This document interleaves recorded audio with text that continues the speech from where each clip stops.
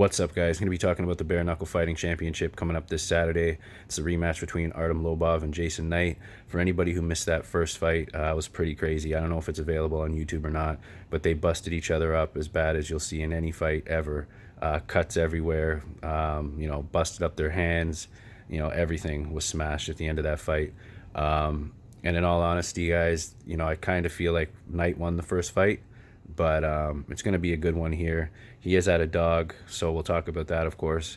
Also available for betting, Chase Sherman, Joey Beltran, and Johnny Belford and Charles Bennett.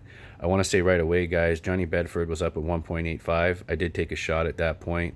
I didn't realize that the line would move so quick. It was a day or two ago that I did that, and these lines usually stay pretty consistent up until fight day.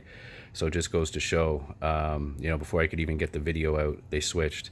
So I did put a small bet on Johnny Bedford just for fun there, because of the fact he has like a 10-inch reach advantage on Crazy Horse. That's for anybody who doesn't know, Charles Bennett. He was around back in the day, nicknamed Crazy Horse. Was said that he knocked out Vanderlei Silva backstage at a Pride event, I believe it was. So known for just being a little bit crazy. A lot of the hardcore fans will know him, but he's taking on Johnny Bedford. Bedford has a good reach on him, has some bare knuckle fights under his belt, so I liked him there. So pulled the trigger. Also, Chase Sherman, I like him to win, but I don't see value really at 140. I'm sure some people will be looking to parlay him, just because Beltran, of course, has been through a lot of wars.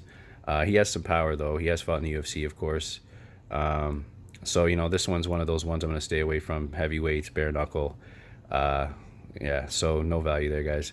Now, main event, Lobov, Jason Knight.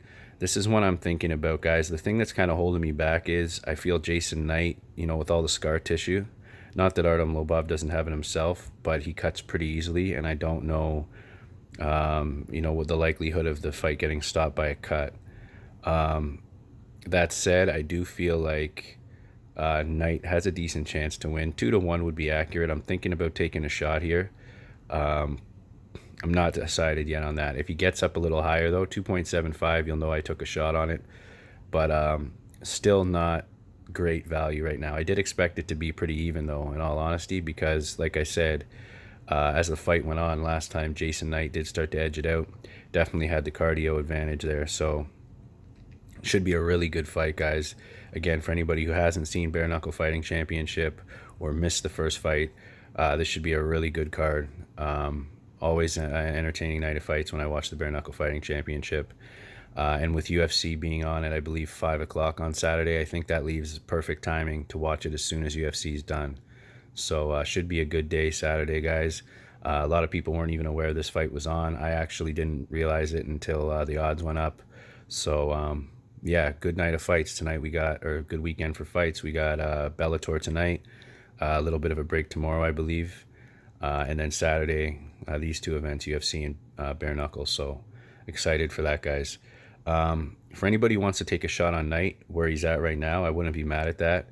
I'm just waiting for a little bit of line movement just to see where it goes, because I'm thinking there might be a couple more people at 150 that want to take a shot on Lobov, maybe even just in parlays and things like that. So I'm waiting on the line movement there. But Bedford, guys, isn't really a bad bet. If you want to put him in like a 2-fighter parlay, maybe now with Kraus, because of the fact that, what's his name's out, Venom Page, that might be an option. But yeah, it should be good, guys. I'm going to leave it at, less than 5 minutes for this one. I will be back tomorrow for UFC after the weigh-ins with that video with all the final picks. I'll give out all my, leans either way. I'll give a winner. And then, of course, the final bets.